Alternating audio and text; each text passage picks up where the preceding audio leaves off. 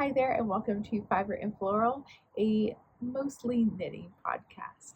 Today, I'm going to be talking just a little project catch up, a little chatty session about what's on my needles, what I finished, and some yarn I've bought. I mentioned on my last podcast that we are in the States visiting family. This is not my normal background. I am on my in-laws' porch. And so, yeah, I've been able to visit some different yarn stores, meet some different people, and I have some yarn to show you for my projects and have a little bit of gift knitting to show you that I am way behind on. But I'm excited to show you. It's been a while since we've done a project update. So there's some things that are definitely still on my needles from last time, but I've made a lot of updates on them. So thanks for being here. It brings me so much joy to talk to you guys about what I'm knitting and hearing back from you guys. Please always feel free to reach out to me and say hello. It brings me so much joy just to turn this into a dialogue. So grab a coffee, grab some knitting, and let's get chatting.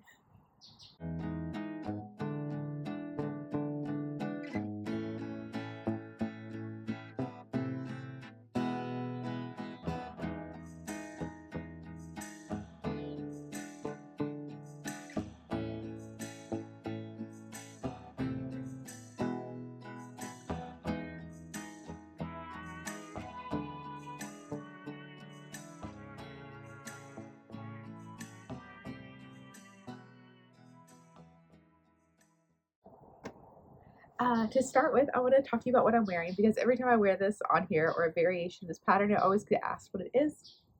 And it is the Province top by This Cozy Nest, I believe. And basically, it's just a simple I have a purple version that I believe I wore on the last podcast. Actually, I wear this so much. And then I have the striped version, which is made in Lena from Sun is Gone.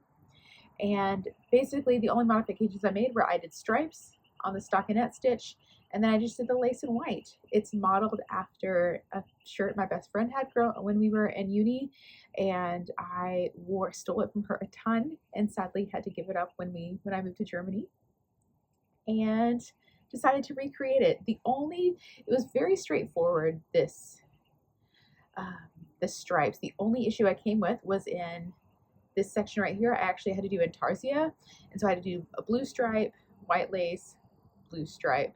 I have a whole video kind of outlining how I did this. I believe it's 3 or 4 back. It's under my vetting wool weekend video, so feel free if you're interested to know how I did this. It really wasn't that hard, especially if you've done intarsia before. So if you're interested in the shirt, go have a look at that video, but it's one of my favorites. I will start with my finished objects, which I don't have a lot of, as you will see. I've basically been doing a lot of gift knitting, and of that, obviously, we're visiting family and friends, and a lot of them had babies, as they do around my age. And so I have knit. I am on my 3rd out of 4 Brighton beanies, which I just love this one. This one is for my husband's cousin's baby.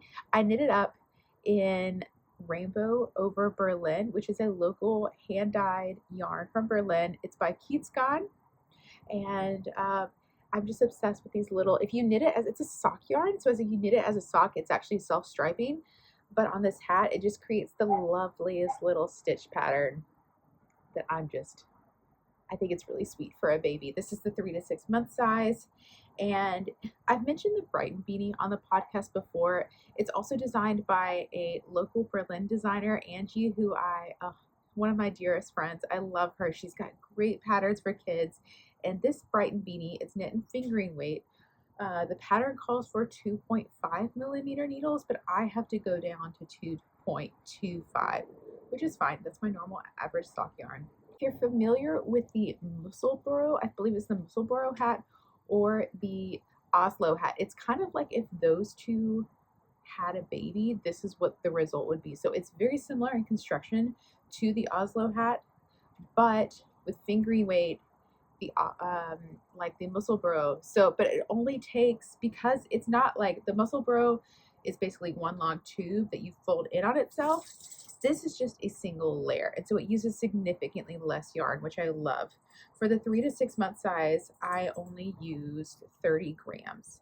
And then for my best friend had a baby, or is having a baby, um, after many years of infertility. And I just her second one through IVF. And so I'm knitting them matching hats. I'll go ahead and show you that with as well. So I like to talk about it once. This is the, excuse the dogs. This is for her oldest, which is the 2 to 4 year size. Basically just starts, you're doing straight stockinette, and here are my little 2.25 millimeter needles, but it's going really well. And this is the newborn 0 to 3 month size, and it takes 23 grams of yarn, which is insane. Like, this would be such a great leftover project.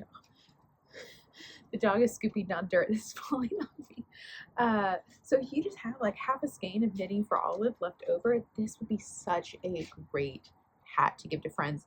Or just even buying a skein and you could knit up 2 newborn hats, which is pretty incredible. Knitting for Olive is not cheap, so the fact that I could get 2 newborn hats out of this is so good. So yeah, I'm using Knitting for Olive Dusty Blue. I did end up buying 2 skeins because the newborn size takes 25 grams and the 1 to 2 size should take about 40, but I'm hoping that I will have enough to make a matching pair of socks for her newborn at the end. So we'll see if I get that done. I'm visiting her a week from today, so I don't know if I will accomplish that, but I'm gonna try. Her last name starts with a B, and so when her first one was on the way, we started calling the baby Baby B, and so she ended up getting a lot of bee themed baby clothes, and like her nursery is kind of bee themed, and so I'm attempting a little embroidery bee on the hats. So they have little matching bees, and it's going. I started this morning. Petite Knit posted like a very short reel doing this with like no instructions, just like her doing it, and I just kind of watched that over and over until I figured out what I'm doing, and I think it's going well. I might redo it, and now that like I might like take it only took me 5 minutes to do this, and so I might give it a good like practice. The good thing about like embroidery on knits is like you just can undo it and no one notices, but I think it's gonna be really cute with the blue coloring and the bee. I apologize for my lighting, but I hope you can see that, and I think it's just gonna be really cute to like wear it and have like a little bee off to the side, and yeah. So those are 3 Brighton beanies that I am knitting, and then I have a 4th. I'm gonna knit another one for my youngest daughter in the same yarn as this, and then I'm going to knit one for myself hopefully in November. So I will have knit 5 of these in 6 weeks, and then that's a total of 8 that I have knit this year. So this might end up being my most knit present, but I think this hat is really good. I'm really warm natured, and I ride my bike to work every day, even in winter. And so wearing hats, like I want something cool in my hat, but I don't actually like it to be really thick. I find like even DK hats to be too hot for me. And so I think Andrew's fingering weight pattern is really perfect for me. My size uses about 92 grams. So I can buy like a really expensive, nice fingering weight hand-dyed yarn and get really good use out of it. But it fits well under bike helmets, or it's a great indoor hat for newborns because it is so lightweight. I put it on my daughter when we were just inside the house in winter, but it was a little cold, but not cold enough for like a proper DK or worsted weight hat. Just something to like, keep her little head warm when she's the little baldy. So I can highly recommend this pattern. I know Angie's a dear friend, but she's also an incredible designer, and yeah, it's just adorable. I just want to knit it. I just want to knit one for everyone. I think it's fantastic. And I knit this one basically in 8 hours at work. We had a training day about a week and a half ago, and I just sat there and it was a straight stockinette. You guys know how much I love straight stockinette. So very easy, just, yeah, here's a very good beginner friendly pattern except for the needle size. Yeah, so those are my first finished objects slash whips.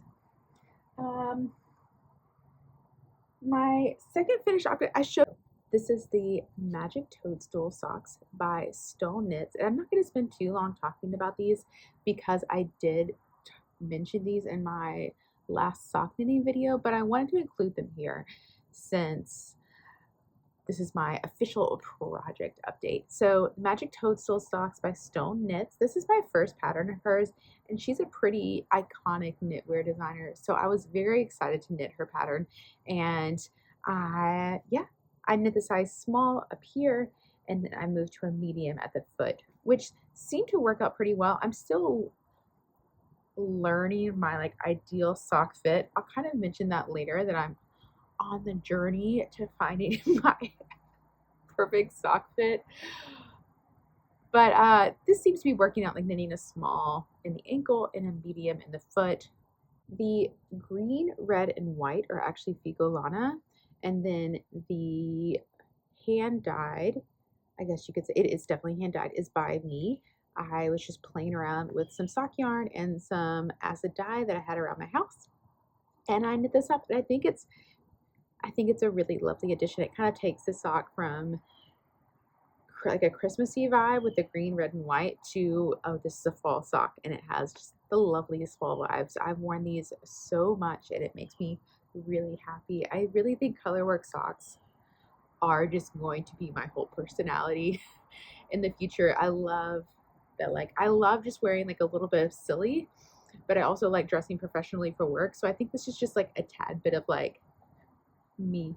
So yeah, I'm really happy with them, and if you're interested in the full details of how I modified them, etc., you can check out my sock video. I'll try and link to that above. Yeah, and then my third object, which isn't really a finished object, I just modified it.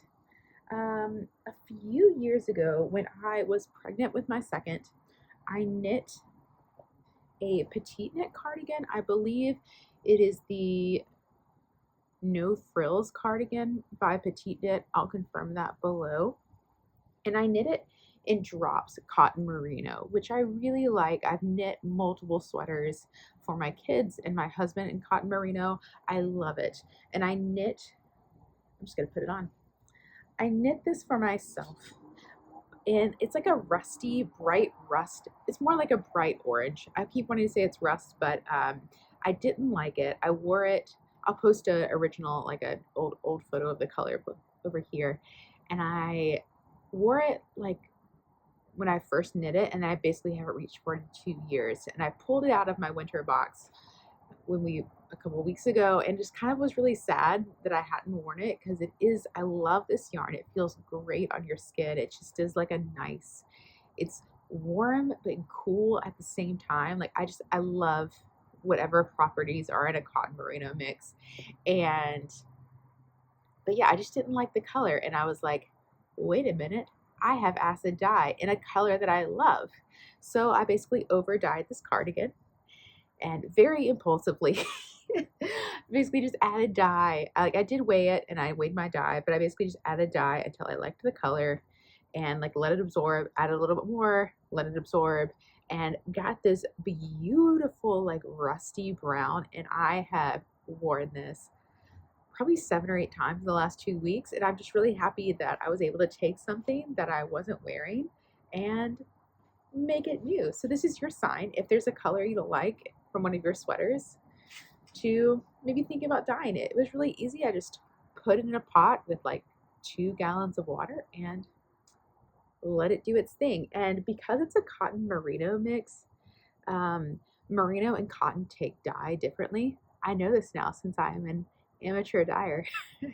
But you can kind of see some small variation. The merino takes on the dye a lot better, so it's the darker, and the lighter shade is the cotton that's just resisting the dye just a slight bit less than the merino. And I love just the slight variation in the yarn. And I mean, some spots are a little bit darker in places. You can kind of see that on the shoulder right there. There's a dark spot.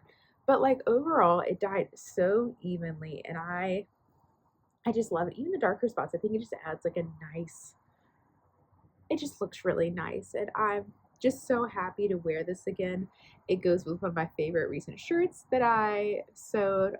Just a picture, and just really happy that yeah, with how it turned out. So I guess if you consider this a finished, I mean, it is a finished object from like 2 years ago, but it is a redone object. So let me just encourage you that if you have a sweater laying around that you're not wearing, try and re-dye it. It can't hurt. So yeah, those are my finished objects. Like I said, not very many, but I have lots of whips that have made progress. Let me start with my Socktober sock, which is the Forever Autumn sock by Russ Knitwear. No, Stone Knits. Hi Simone. Love Simone from Russ Knitwear, and I think they are actually friends. So that is a Freudian slip there. Anyways, this is the Forever Autumn sock by Stone Knits, and it is going so well. My color work, I was really nervous. This is my first overall color work sock. I've only done the cuffs up until now. I've only done 2 color work socks, and I've learned a lot about tension, which has been so good. It's been such a practice. And I switched to DPNs just for the toe. I love my DPNs, but I've been using 9-inch. Do I have those here? I don't think I do. I've been using 9-inch circular needles, or I think it's like 23 centimeters, and it's really helpful. That's one of the tips that I read for colorwork socks, is that if you're worried about tension, switching to the small 9-inch circular needles can really help with catching floats. I apologize for my in-law's dog. She's a little skittish. She's a rescue, and she probably doesn't like that I'm down here talking to you guys. She's very protective of my in-laws, as she should be. So anyways, back to my sock. The only thing that I really don't like is the heel, which I understand you can't do your whole heel flap and gusset like I like. For non-sock knitters, that is where you knit like an extra layer of padding. You do like a slip stitch, knit stitch, and it provides this like really thick heel flap, and then you do a gusset on the bottom to kind of bring it around. That is I think it's most people's preferred heel, but I don't like this. And I think there's a couple other methods I want to try that Summer Lee talks about in her sock book. And so I'm going to go back and look at what other heels I could use for colorwork socks, because this is just not, I didn't like knitting it, and it has holes in like the turns, which I've read is pretty normal. Once again, I know this is my first time doing this heel, so I'm bound to make mistakes, but I think a lot of people have this even knitting this multiple times. So I'm going to go look into other heels I can use. I know like an afterthought or a forethought heel, 2 different things. I guess I would do a forethought. A forethought heel could be an option that I'm going to look into, and then I would just knit a tube, and then when I'm done, go back and knit the heel. I think that would be an option that I'm going to look up. So we'll see in the future. I don't think I'm going to give this heel another chance. If you've knit a heel like this, I forget what it's called. But if you're familiar with this pattern, or I think all of Stone Knits heels are like this. If you are a fan of this heel, let me know if I'm doing something wrong. It even just looks funky. Like it doesn't look nice. I'm hoping that it'll block out, but I'm almost done. I've just got a few decreases left on the toes. Turn around and show you my little sheep stitch marker. I don't know why I went crazy there, but yeah, I'm really happy with how it's turned out. They fit well, they fit over my feet, and I was deciding between doing 2 or 3 leaf repeats on the leg, And I kind of wish I had done two, to be quite honest. They go up to like lower calf, and I really just prefer like high ankle socks, I think, which is part of the process.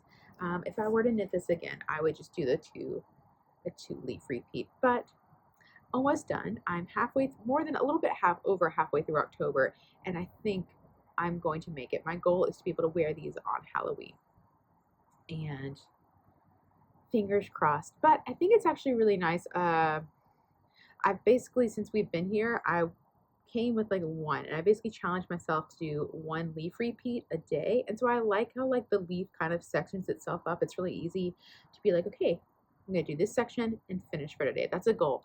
I'm gonna do the heel today and then move on to the next leaf. And so I do like how it just kind of divides itself up and is easy to just kind of knit a little bit every day. So, and then the yarn I'm using before I forget, the yarn I am using is Autumn Leaves, very appropriate, from Olivia and Fibers, and then the green is her Pine. So both from Olivia and Fibers, stunning. Have been obsessed with this Autumn Leaves yarn for years and knew I'm gonna get this, I'm gonna knit this sock, literally years in the making. So the fact that it's a reality, I still keep catching myself when I'm knitting, just be like, oh, I can't believe I'm knitting this. It's a dream. This is a dream, a lifelong dream knit. I might actually have to knit two of these, like one to just like keep and look at, and one pair to wear, because I just love the sock, and yeah, really happy with it, and I'm hoping that it'll be done by the next time I see you. So that is the Forever Autumn sock by Stone Knits. And then I'll save the book club for last because that is my pride and joy. And then my second to last whip is the Traveler Shawl by Andrea Mowry. This was designed for hand knit, and I am using, or hand spun, and I am using my hand spun. I've brought it with me to the States, my pride and joy, and I just love it. Like, I don't feel like you can see all those colors, but like, look at the blues and the purples and yellows, and oh, it's just stunning. And the Traveler Shawl just shows it so well. I just love all the stripes that are coming out. I'm hoping that I get more purple in there. It's really hard to see. I know the lighting is just terrible, but this is yarn that I hand spun and hand dyed myself, and so this is just a whole experiment. Like, this is the first project where I've actually knit anything that I've hand spun or hand dyed, and so it's very interesting to kind of, I am learning how things look. And so this was a lesson in color dispersion for me. I'm not super happy with how the colors are knitting up, but live and learn. And you can only learn if you knit. That's one thing that I continually hear spinning teachers talk about, is you have to spin. You have to knit what you're spinning in order to learn what it's like to learn. And I can fully see that. Like, my yarn is not the most consistent, but when you spin it up, it doesn't matter. And what I'm realizing matters, though, is color and feel. And so it's been an interesting, I definitely can say that I've learned something already with the little bit that I've knit. And I think that will continue to be the case as I continue to knit this. Like I said, this is the Traveler Shawl from Andrea Mowry. She has a knit it, like a knit it, spin it to knit it cowl going on through February that I'm hoping the shawl would be done before. And I thought this was going to be really similar to the Petite Knit Sophie scarf, where it's just like a simple I-cord edge and stockinette. And I'm going to be honest, I was a little disappointed when I opened it up and realized that this was going to have to be like a pay attention scarf. Was not prepared for that. And I decided to give it a chance, and I'm really glad I did, because I do think, so basically you're making, like, it's like some rows are knit and some rows are purled, and you kind of go back and forth. So you're creating these like bits of texture. Like, you can see, like, this is a purl row, knit row, purl row, knit row. And I do think this allows for just some really interesting stripe work and texture. And so I am going to continue. There was a moment where I was like, do I undo this and just knit a Sophie scarf? I just want something simple. But I love that this pattern was designed for hand spun yarn. And I think you can really tell that because it allows for the stripes. I'm going to keep going.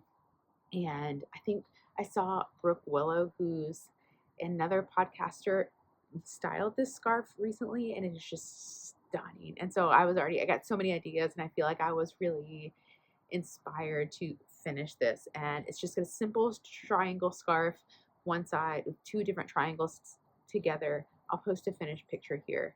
And I think it's just really lovely. And I think it's going to look really cool hung up like that, or spun up in this, knit up in this. Words, Becca. I have a winter coat that is around this tealy color, and I kind of, when I was designing this colorway, I kind of had that in mind, that like I wanted it to match with my winter coat and add like a little bit of color. And I think this is just going to be lovely. I'm hoping to continue working on this once I finish my forever sock, but this is my kind of my first priority. We'll see if I get to this on this trip. And then last but not least is my book club cardigan. And of course I'm in the middle of a row. Fine. But I think the last time I showed you this, I had just connected the front with the back. And I'm happy to report that I have gotten so much more done. I'm almost, I say almost, I probably have several hours left, almost done with the body, and I have completely finished one sleeve, probably. Like I mentioned in other videos, I am using Fonte Super Tweed. It is a worsted weight woolen yarn tweed, and it is absolutely delightful. I cannot say how much I love this yarn. It is a dream come true. It has these gorgeous, it's 95% mohair, no, 95% merino, 5% mohair, and it has these gorgeous like light brown, chestnut, rusty, tweedy bits. Most tweed yarns that I was looking at had like black tweed, and I really loved that there was this is just so autumnal, so stunning, and it's just an absolute joy. Like one of my favorite yarns that I've ever knit. I love Fonte. I believe they're a French yarn. I am so interested to knit other things from them. I just love this yarn. It is beautiful. It has character. It feels alive. It's just a very interesting yarn. It's so soft. I just love it. I got it from my friend Alice in Voland. She's also a Berlin like small shop owner. Like she has like an online shop. I believe she is French but lives in Berlin, and so she kind of specializes in French yarns, and I just can't thank her enough. She special ordered this for me. She used to sell it in her shop, and I think she might be bringing it back, but at the time she didn't have it.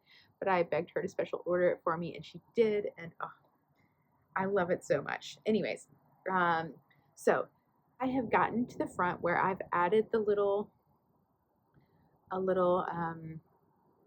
waist yarn for the pockets. So the pockets are inseam. So you knit you knit a waist yarn into it, and then you'll remove the waist yarn and then go back and knit the pockets. So they're like knit inside like a little loop that goes inside.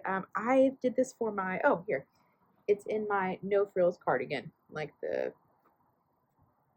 from Petite Knit also has this, and then it's just a little, so like they're not sewn on, they're knit right into the sweater, and I really like the look of that, and I'm excited to see how it looks on the book club cardigan. I actually went ahead and finished the body up to the ribbing about 2 weeks ago. Realized I had knit the pockets like right here, like right under the bust, and it was way too high, so I had to go back and rip all of it out and do the pockets a little bit lower. So, and I just finished a diamond shape just there, And so I think I'll do knit one more diamond and then start the ribbing. So a few hours of work and it'll be done, I think. And then I finished the sleeve. My issue with the sleeve is you also finish on a diamond, and I usually knit my sleeves 4 to 6 inches shorter, but the diamond kind of complicated things. So I knit, the pattern calls for you to knit 4 diamonds and then finish. As you can see, I knit 3, and it hits about bracelet length on me. I would ideally like it to be more like where my thumb starts. So I'm hoping that with blocking, it will block longer. Typically sleeves do block longer. We'll see how the merino does. I will probably block this whole sweater when I finish the body, see what the sleeves do, and then knit the second sleeve and see. I'm worried that I'm just gonna have to go back, rip out my ribbing, go back and knit another diamond, which is fine if I have to do that. It's not the end of the world. I'd rather get this sweater right since I've spent so much time on it and make sure it fits me well than deal with never wear the sweater because the sleeves are an inch too short. So, or maybe I just go back and actually do only knit half a diamond more, even though I don't know if it would look bad. I think it looks better with the diamond completed at the point. So we'll see. But something that I continually heard about this, I wish I could try it on for you. Something that I continually heard from other people who've actually finished the sweater is that the sleeves are a little tight compared with the rest of the body. And I definitely agree with that. As you can see, like my sleeve is once again, this is unblocked. The sleeve is pretty tight. Considering this is an oversized sweater,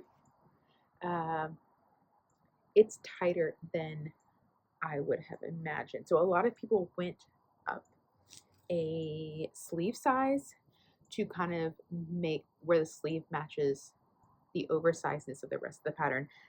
I decided to just once again give it a try and see what it does. Because it's worsted weight, knitting the sleeve really did not take that long. And so I wanted to try it with a size 2 sleeve, block it, see how it goes. And if I need to re-knit the whole sleeve, I need to re-knit the whole sleeve. This sweater has already taken a lot longer than I thought. What's another month? But yeah, it is turning out so well. I have really gotten into this since we've been back. It has just been such a joy to knit this, and it's actually like I've memorized the stitch pattern at this point where it's really become like a really relaxing knit. Like I could sit and watch TV. I think the white yarn really helps with that. If you have a darker color, I imagine it would be a little bit harder to knit, but I love knitting this sweater. And I actually had this morning I took a spinning class from a local yarn shop. Like I said, we're visiting Baltimore right now, and I was just chatting up a woman at Lovely Yarns in Parkview, I think is the neighborhood. Anyways, and I had mentioned that I was learning to spin, but I couldn't find a teacher anywhere near me, and she was like, "Oh, I can teach you. Come on by." And so I came on by this morning, and she was also actually working the book club cardigan, which is kind of fun. She had just started the back, and so we were kind of chatting about the construction and what we were nervous about or what we were looking forward to. And that was really fun. I've never just randomly met someone who was knitting the same thing as me, but I know there are lots of people knitting the book club cardigan because it is a stunning design. So yeah, that was really fun. So I've typically, when I spun for my shawl, I used short draw, which is merino, which I think works really well. But I was really nervous to try long draw, and I think a lot of people are. And I think because I'd heard so many people get nervous about it, that made me nervous about it. And so I told her, I've kind of taught myself, I'd like you to check my form. And she definitely did that, but she was like, okay, if you're comfortable with short draw, why don't we try supported long draw? And I kind of looked at her and I was like, I'd rather not. But she was like, we have an hour. Let's just try it. And so I'm going to be really honest. The first 15 minutes were rough. And I was like, I don't want to do this. I just want to go home. But after 15 minutes, I need to still wash it. And it's been in my purse all day.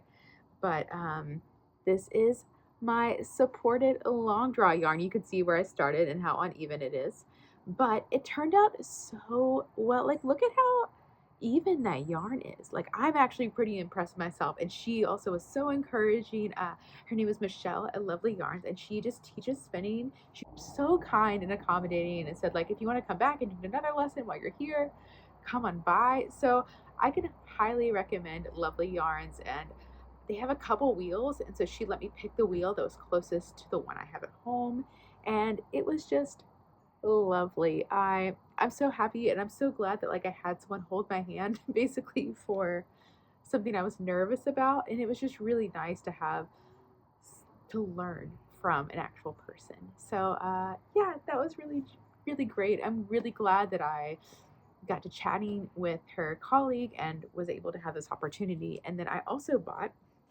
some fiber from them.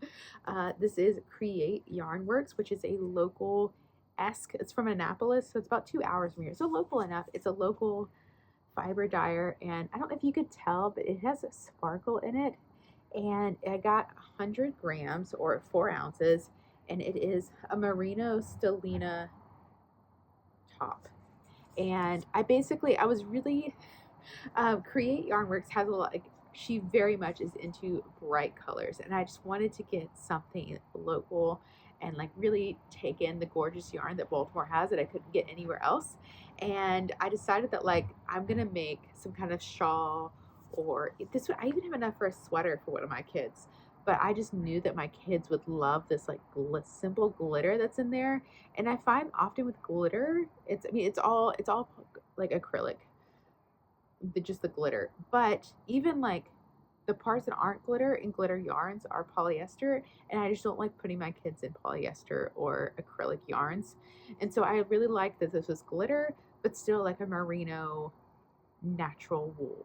So I'm really excited to spin this up. It is just stunning and something I probably would never choose for myself, but it's going to be an absolute delight to spin up for my kids. And the last thing I wanted to show you is, oh no, I have two more things. Uh, while I'm in Baltimore, I really took advantage of the Baltimore Library, which is phenomenal. Every time we come to visit, I steal my in-laws' card and I just go crazy. Like, we have been there 4 or 5 times, and they have a great selection of knitting books and some books that I've been wanting to check out. And I think I'm always hesitant to try knitting books because there's such an investment. And so I think it was really nice to kind of, I have an order. I basically order, you can like request books, and then if they're anywhere in the county, they will bring them to your local library for you to pick up. And so I requested like 10 different knitting books. I only have 2 with me today. Just to like get an overview of like all these books that I've been interested in, see if they're for me, and which ones I want to add to my Christmas list. And so my goal is to go through them for the next week and create a short review of the books. We will see if that happens. But one of the ones I picked up was Custom Sock. And so I think my in-laws thought I was crazy because I was like going through and like measuring all these different parts of my foot with my, and it was ridiculous. Like, even my husband looked over, he was like, what are you doing? You've been measuring your foot for 5 minutes. What is going on? And I felt a little like, I sat and read chapters on like foot shape, which is something I never thought I would do, but here we are. And then I also got Yarnitecture, which is a book that someone of you recommended to me, or you at least recommended Julian Moreno, and I found her book. I think this is a book that I'm absolutely going to get. I've already started reading this, and I was overwhelmed by the amount of like such good information that was in there. I feel like this is a book that I'm definitely going to end up buying. Yeah, so I'm really excited to just get into all this, nerd out on knitting books, and see which ones I'm going to add to my list for later. It is local libraries. What a joy. Such a fan. So yeah, I'm going to end that there because my light is fading. I mean, it hasn't been good this whole time, but it is definitely like sinking below the trees now. Thank you for watching. I hope you enjoyed this project update. If you're knitting any of these projects, please let me know in the comments, or let me know how your Socktober project is going. I have 2 more pair of socks that I wanted to knit by the end of October. And I'm only halfway. I am only done with one sock, and it is like October 17th when I'm recording this. So I have to get going. Let me know how your Socktober is going, or if there's anything else you're working on. And yeah, thank you so much for watching. It is always a joy to be here with you guys. And yeah, happy knitting, happy falling. Can you say that? Happy, enjoy your autumn, enjoy knitting. Bye, friends.